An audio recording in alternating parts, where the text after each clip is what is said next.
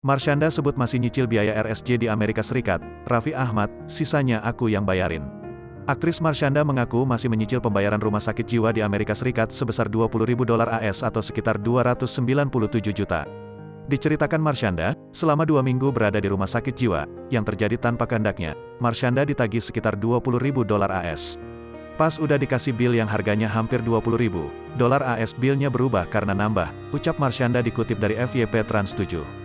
Awalnya masih $18.000 AS, karena nambah hari, 4 hari lagi jadi $24.000 AS, sekitar 300 juta, lanjutnya. Saat memberitahu kedua temannya tentang tagihan tersebut, respons kedua temannya justru membuat Marshanda tercengang dan hanya bisa menahan marah.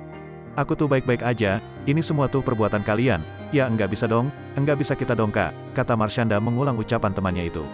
Bener-bener marah banget, sampai gemeteran, tapi aku juga nggak bisa ngapa-ngapain, jadi aku cuma ke kamar, duduk, diem nunggu sampai marahku habis, aku nangis aja, ucapnya. Karena ulang temannya itu, diakui Marshanda sampai sekarang dia masih harus menyicil pembayaran rumah sakit jiwa. Sampai sekarang aku harus nyicil, ya, gimana dong? Minta tanggung jawab kepada orang yang ketika dikasih tahu ini penyebabnya loh, mereka akan jawabnya, kak kita itu nolongin loh, ujar Marshanda.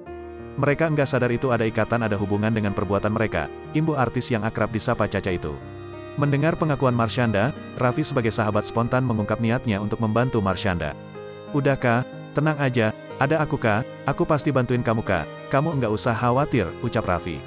Seharga mobil tahu, Vi, kata Marshanda.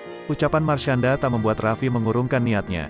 Raffi tetap ingin membantu Marshanda, meskipun Marshanda tak mau mengungkap besar nominal tersisa yang belum dibayar. Enggak usah takut kak, tenang aja, sisanya berapa, aku yang bayarin semua, kak. Buat Caca, enggak usah khawatir, kata Raffi.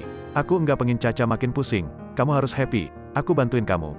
Tenang aja kak, aku janji, kalau buat Caca aku bantuin pasti, imbuhnya. Keduanya juga sempat berjabat tangan untuk menyepakati hal tersebut.